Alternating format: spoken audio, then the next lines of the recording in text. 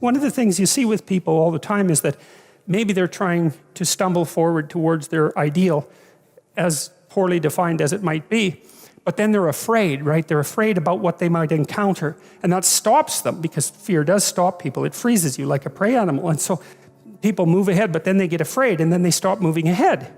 And that's not so good, because negative emotion is a really powerful motivator. So we're more motivated by negative emotion than positive emotion. Quantitatively speaking, you can measure that. And that's, I think, because we can only be so happy, but we can really be suffering and dead, you know? So we have to pay more attention to the negative. And that's bad, because the negative can stop you. And then in my clinical practice, you know, I often talk to people who are trying to make a difficult life decision, and they're weighing out the costs and the benefits of making the life decision, you know? And one of the things I always talk to them about is, wait a second, that's an incomplete analysis. You have to weigh out the benefits and the costs of doing this. And you have to weigh out the costs and benefits of not doing it. And that's not the same as the zero that you assume that you're starting with, right? Because to not make a decision, it also has a cost. And sometimes the cost of not making a decision is far worse than the cost of making a decision, even if the decision is risky. And so one of the things you can derive from that, and this is very useful, I think, is that this is also, I think, why it's so useful to contemplate your mortality, so to speak, is you're screwed no matter what you do. You know, and that actually frees you, is that you have path A that has catastrophes, and you have path B that has catastrophes, and you don't get to have the no catastrophe path, but you get to pick which one.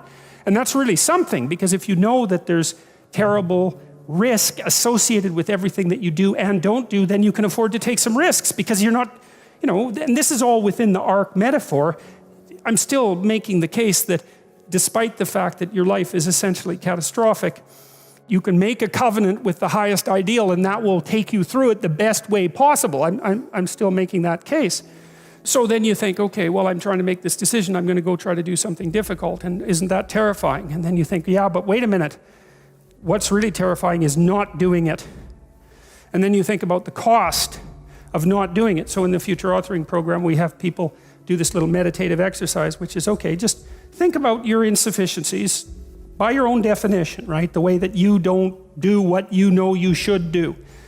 About the things that you do that you shouldn't do, that you know you shouldn't do beyond a shadow of a doubt, right? There's some things like that. That's bad habits and poor aim and all of the resentment and hatred and aggression and unresolved conflicts and all those things that are dementing you and warping you, and then think, okay, those things get the upper hand, man. They get the upper hand, and they take you the worst possible place you could go in the next 3 to 5 years. What exactly does that look like? And so you sketch all that out, and you think, hey, I don't want to go there. And so the next time that a temptation comes up, you think, well, it'd be a lot better for me if I didn't succumb to this temptation. It's like, that's kind of weak, eh?